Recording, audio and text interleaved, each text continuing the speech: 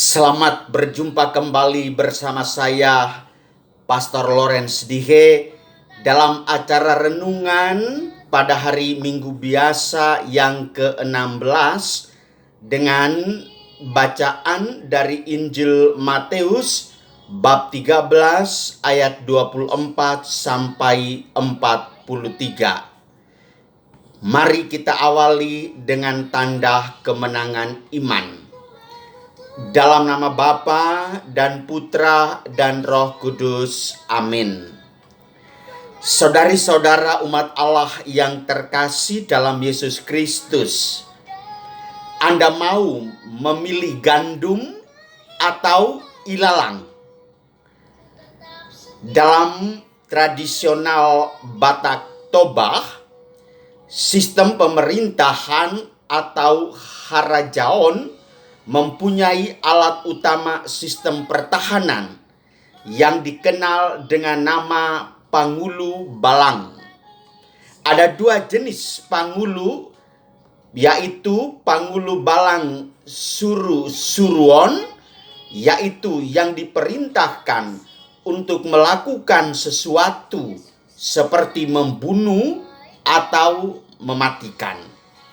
Sedangkan Pangulu Balang yang kedua yang dikenal dengan nama Suanon, yaitu ia berfungsi sebagai penjaga rumah, tapi juga alat untuk memusnahkan musuh dan roh jahat.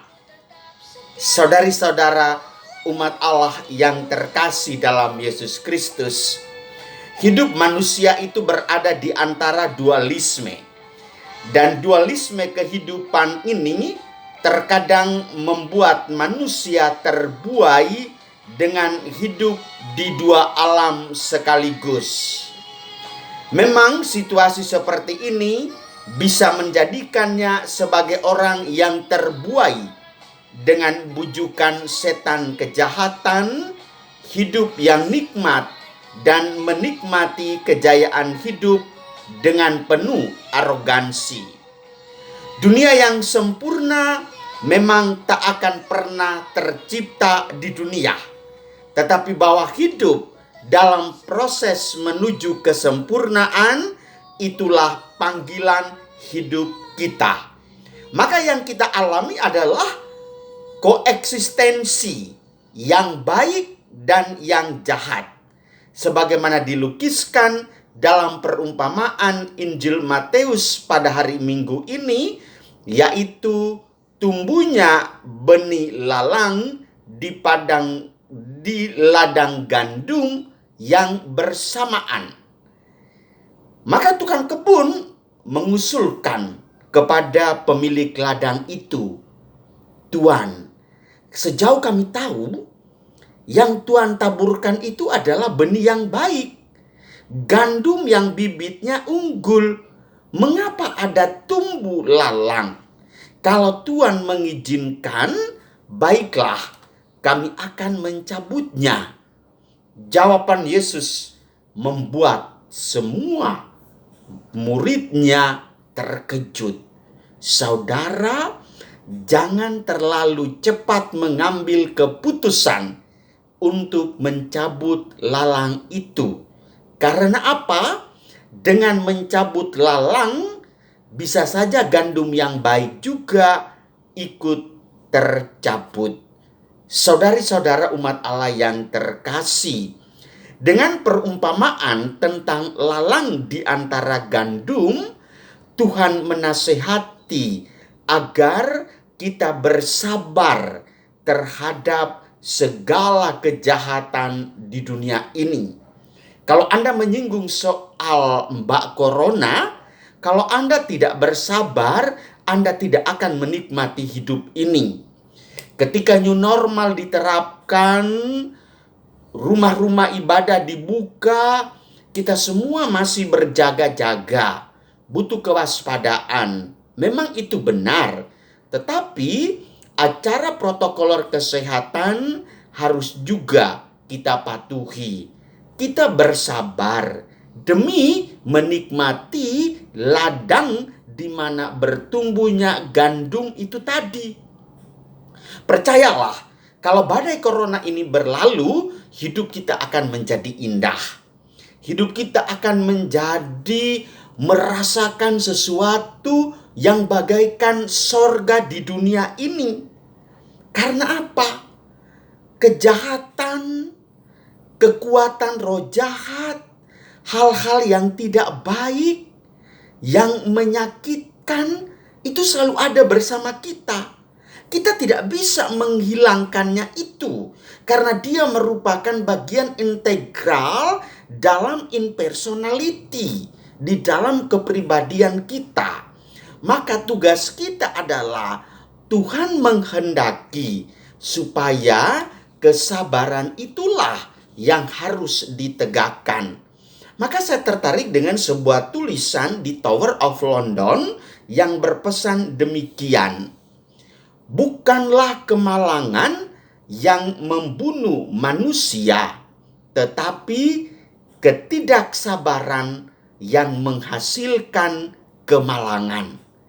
Saudara-saudaraku yang terkasih, inilah pergulatan di antara kuasa Tuhan dan kuasa setan.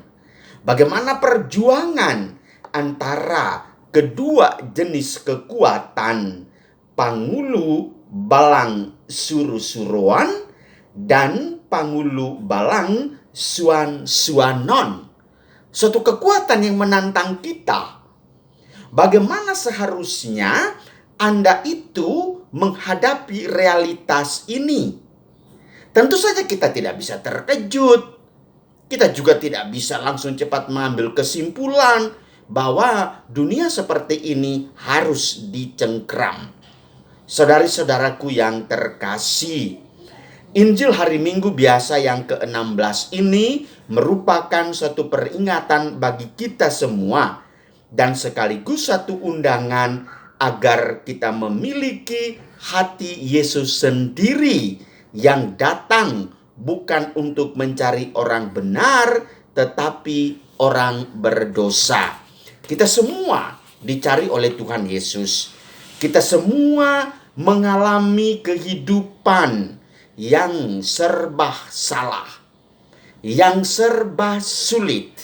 Tetapi saudara-saudaraku, kita akan menabur gandum-gandum yang baik juga, dan tiba saatnya nanti ketika bulir-bulir kehidupan kita itu berbuah, kita mengalami sukacita yang luar biasa.